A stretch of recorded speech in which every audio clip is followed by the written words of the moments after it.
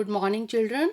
I am Veena and I welcome you back to Module 4 of the chapter Models. In this module, we will learn the usage of ought to. Yes, children, the use of ought to is similar to should, but it is much less frequent like should. The verb ought to does not have a past form. It is only used with reference to the present and the future. Ought to is rarely used in questions and negatives. When it is used, it is confined mainly to formal styles. In negative sentences, note comes between ought and to. And in questions or interrogatives, the subject comes between ought and to. So this is the formation of negative and interrogative. Now let us see some examples of the same. The first example is, I ought not to have said those things to her.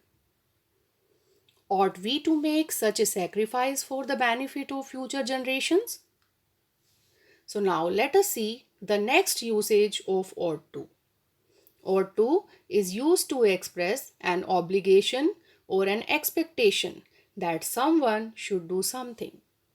For example, you ought to listen carefully. We ought to leave now. Lucy ought to go by herself. So here, let us see the next example.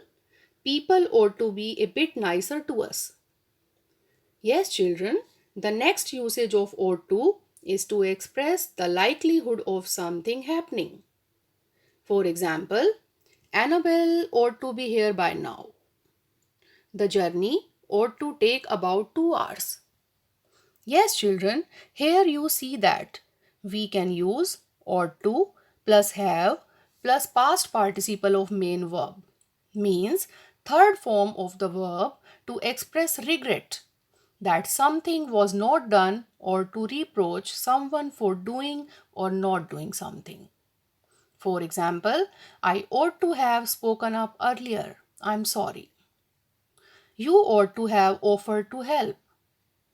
They ought to have told us what to expect. So now it's the time to test our knowledge. Let us solve this exercise. May her soul rest in peace.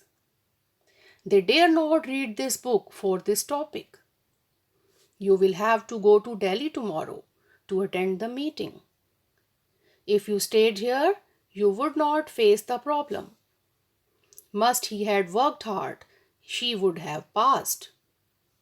He will be given warm welcome if he wins the tournament. Children dare not go to the roof at night. So this is the end of the chapter models. I hope that you understood the usage of all the models taught to you. So this is from my side. Thank you.